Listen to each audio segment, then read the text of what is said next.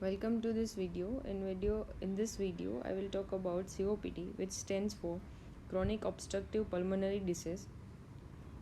So basically it is a lung disease that occurs in smokers, and it consists of two subtypes, that is chronic bronchitis, which is also known as a blue blotter, and emphysema, which is pink puffer. So I have made this picture to make you remember both this blue blotter and pink puffer.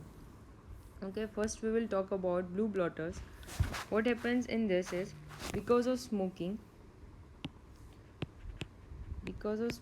there is a irritation of the airways. Okay, smoking after years, okay, or also because of pollution, what happens is there is a irritation of the airways, so airway get irritated, and because of this there will be hyperplasia and hypertrophy of mucus secreting glands in the bronchi.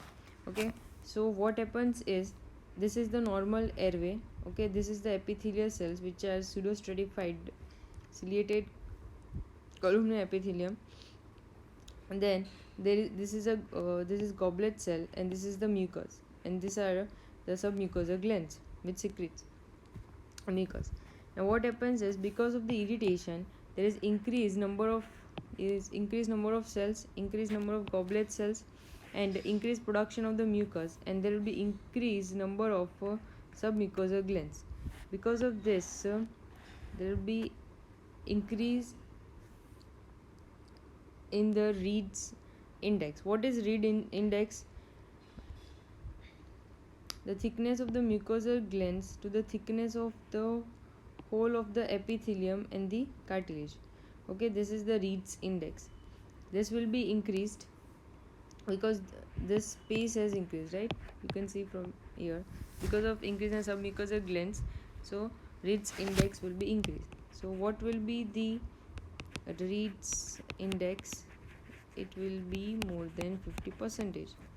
Okay, so now what happens in this patient is, imagine this is the airway. Okay, this is the airway, this is the alveoli, this is the blood carrying, which will carry oxygen. What will happen is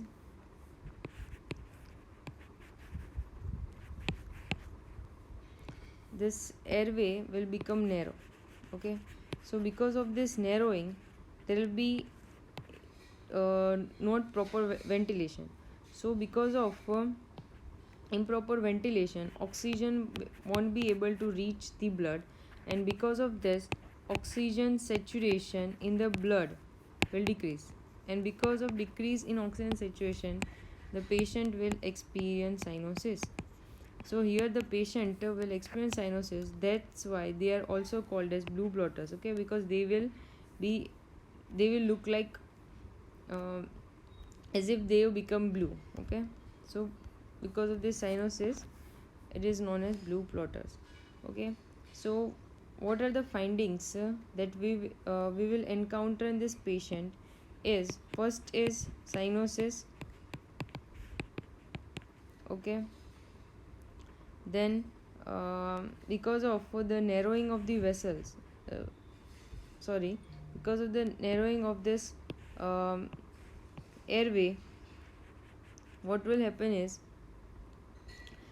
there will be wheezing.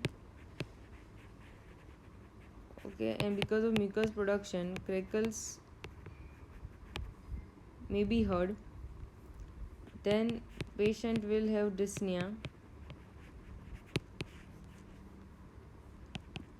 and because of carbon dioxide retention, because there is no proper ventilation. Okay, so carbon dioxide retention and oxygen saturation decrease. Because of this they have cyanosis. So now because of carbon dioxide retention there will be secondary polycythemia. Okay, what will happen is because of increased carbon dioxide and decreased oxygen, EPO cells will get stimulated, which is present in the kidney, and this will cause erythropoiesis. right? So because of this there will be secondary polycythemia. So yeah, how now the diagnosis criteria is there should be a productive cough for more than 3 months in a year for more than 2 consecutive years, right? So now let's take the clinical scenario. For example, you are sitting in ED and a patient comes with dyspnea. You see oxygen saturation is decreased. Okay, then you do the general examination. In general examination you find out that the patient is cyanosed. Okay. Then you take the history of the patient, then you will know that he is a smoker. Then on local examination, there is RS examination, you will find wheezing and Rickets. So now you will send the patient for the spirometry.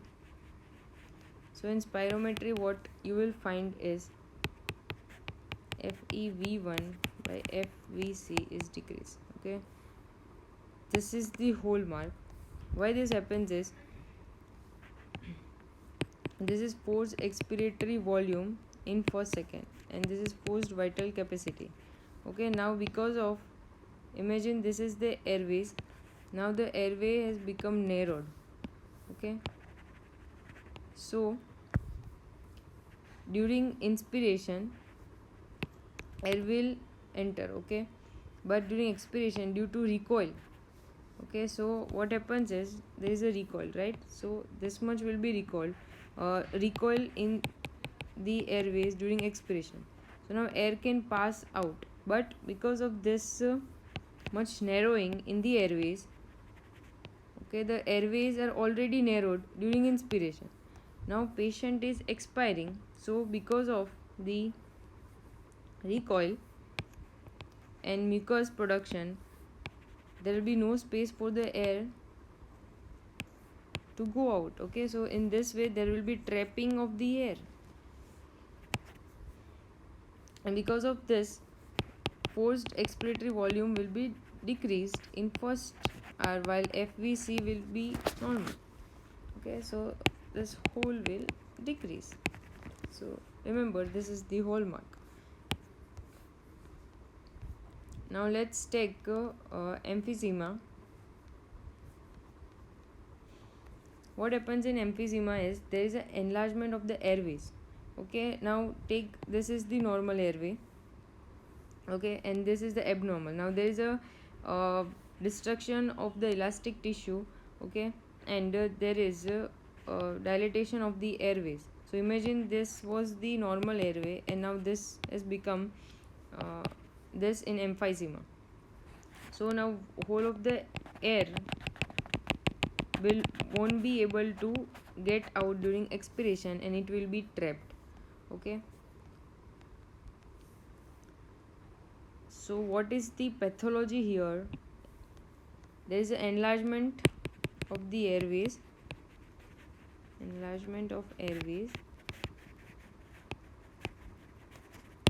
increased compliance.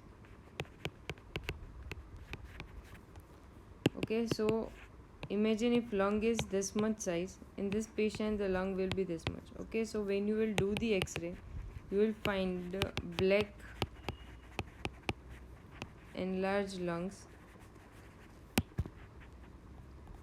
You can also see bullas, and this bulla can rupture and this can cause pneumothorax.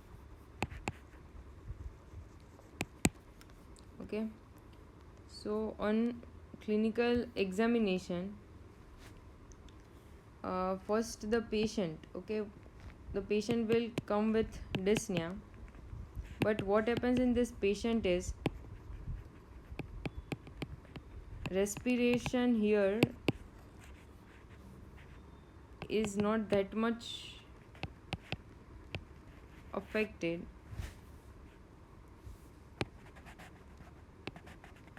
okay, there is proper airway exchange of gases. Okay, so patient won't be having cyanosis, so cyanosis will not be present, and that's why this patient are called pink puffers.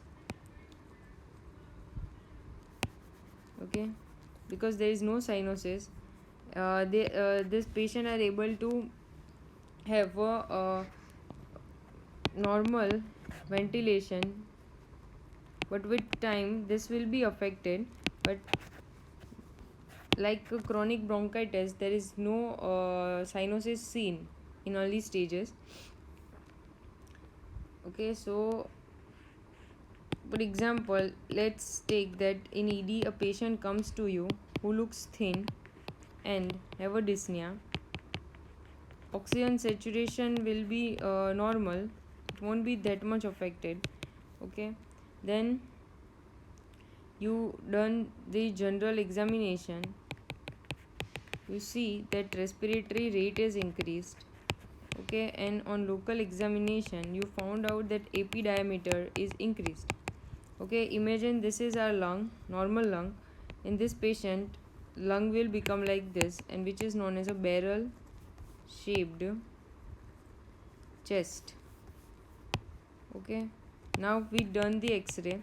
In x-ray there is a increased AP diameter, flat diaphragm, and increased lung lucency.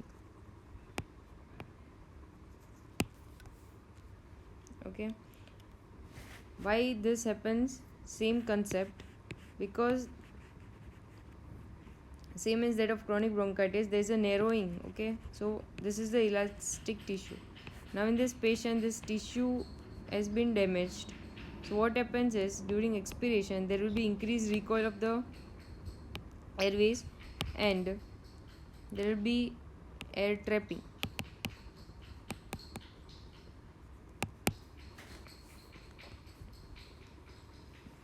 Okay, so now we will send this patient for spirometry, and again you will see that this ratio is decreased, which is the hallmark for COPD.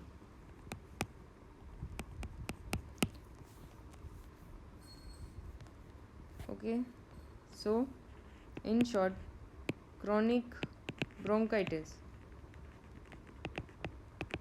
patient is having cyanosis, productive cough. Okay, and in emphysema,